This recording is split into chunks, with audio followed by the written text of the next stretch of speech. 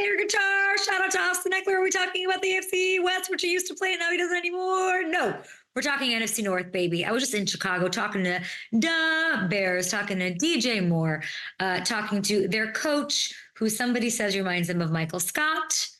Somebody might rhyme with, I forgot who even said it. Who said it?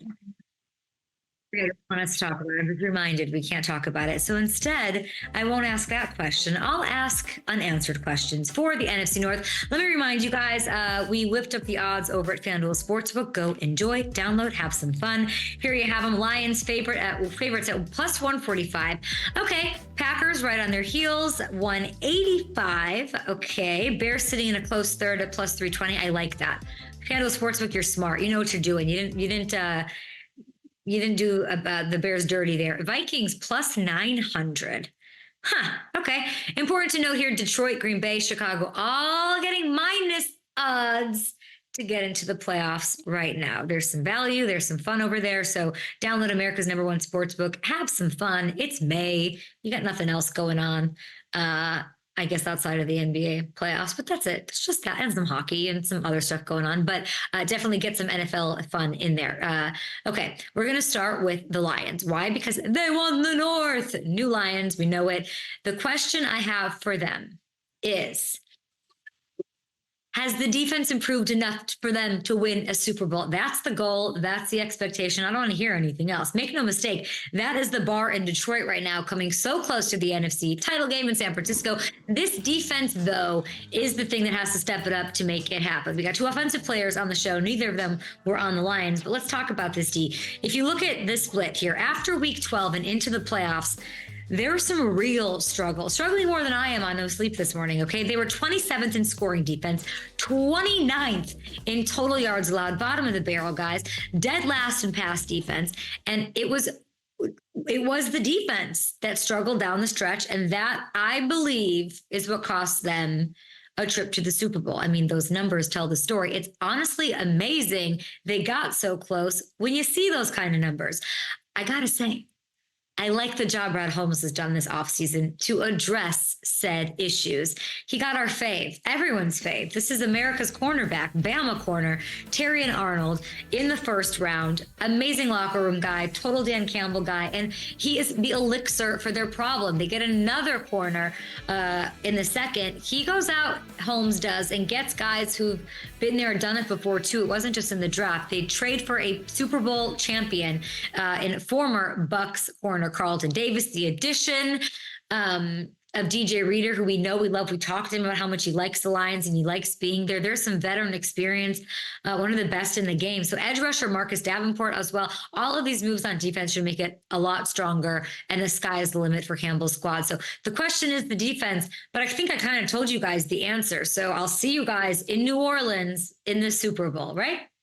At Up and Adam Show with your thoughts. Let's move on to the Packers. We've got Greg Jennings joining the show. Very excited about that. A big foe of theirs, Matt Forte, joining the program as well. But the question for the Packers in the NFC North, going into year 2 of the Jordan Love era and that incredible run to the playoffs, and the taste that they left in our mouths was so amazing.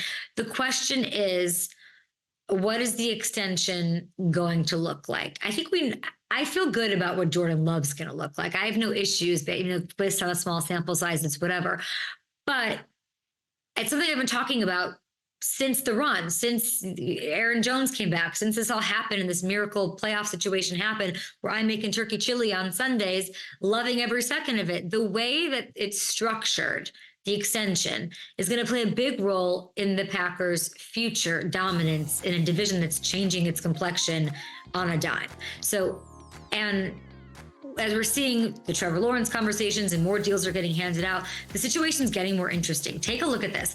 Everyone that's gotten a new deal over the past year has topped $50 million per season. Goff being the latest at $53 million. So it's going to be really interesting is watching what happens with Tua and Trevor Lawrence. Like I said, they're due extensions too. So if you're Jordan's agent, I don't know who his agent is. Hamilton, maybe text me that. I don't know who it is.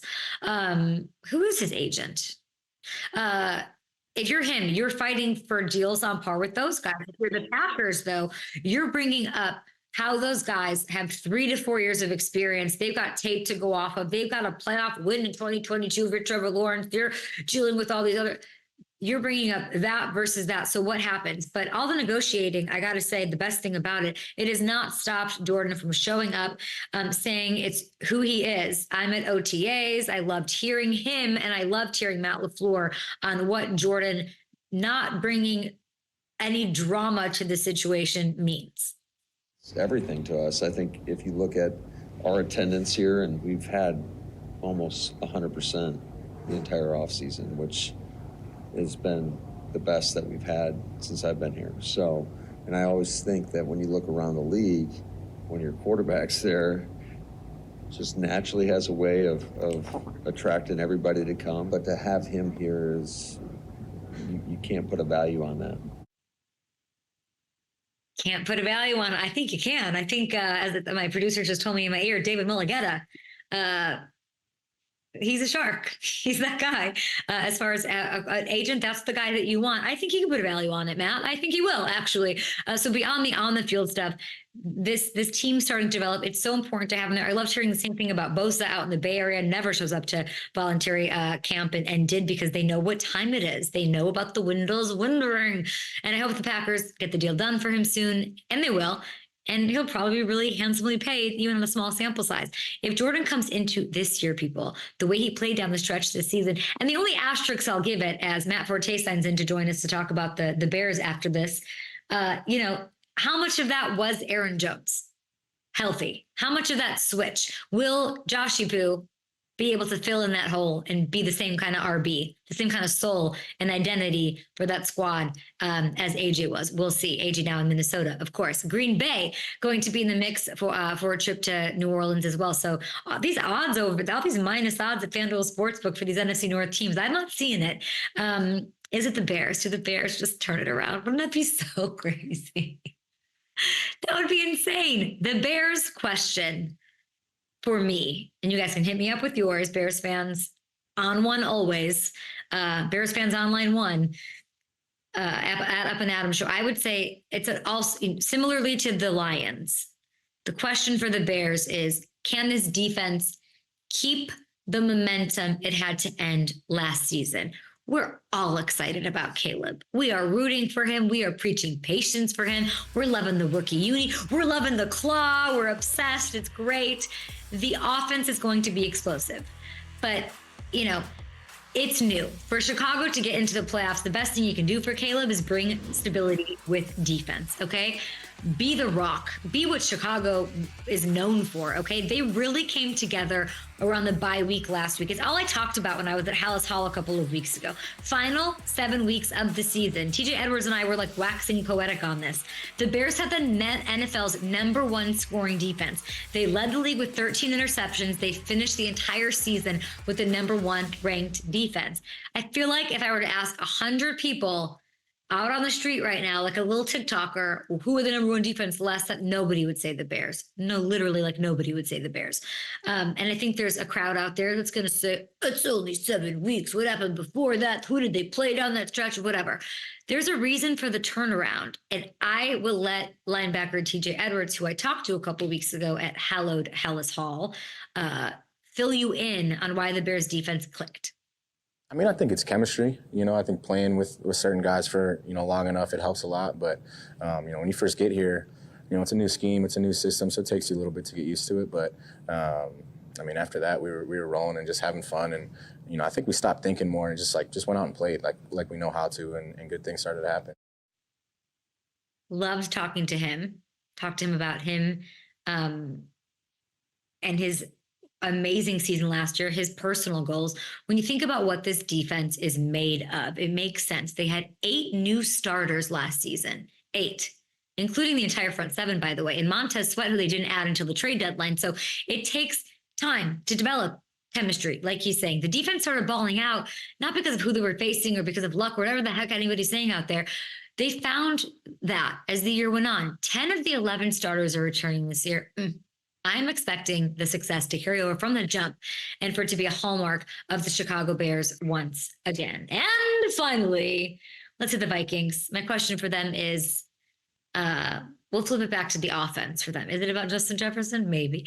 But it's really about what they can get out of the quarterback spot this year. And Justin Jefferson is a good reason to have optimism here. It's a big unknown, but I have confidence. Whether it's Sam Darnold, who Kevin O'Connell, Plessy, everybody felt was confident enough to make the move, inside the top 5 on draft day to snag a quarterback. So like they've got him and JJ, and we'll figure it out. And you've got a seasoned vet. You kind of have a great situation there. You got KOC, McVay, Shanahan. It's quick paced.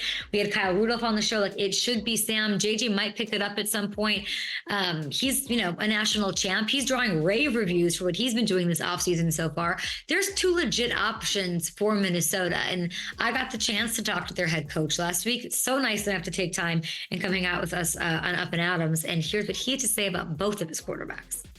And this guy's really smart, has a great ability to retain information and then go apply it in a way where there's still some technique, fundamentals, nuances to how we ask our quarterbacks to play that, he's able to take the coaching and immediately put it into attempting to, be coachable and try to do it the way that myself or Josh or Grant are asking him to do it. Sam's been great. The physical talent jumps out to me. His ability to throw the football. He's really, really refined himself from a technique, fundamental standpoint, really playing with great balance and kind of the body position that elite quarterbacks tend to play with from a standpoint of being the same guy every single snap and being able to have repetitive success.